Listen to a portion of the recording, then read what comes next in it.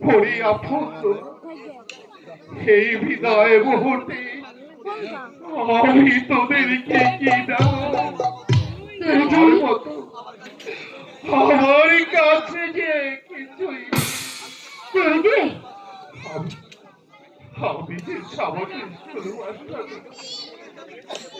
তোদের কি আমি কি দিয়ে খুশি করবো আমার গুরুজি আমাকে চাদর খানা দিয়ে বলেছে আমি যেন এই চাদরের বাড়ি মর্যাদা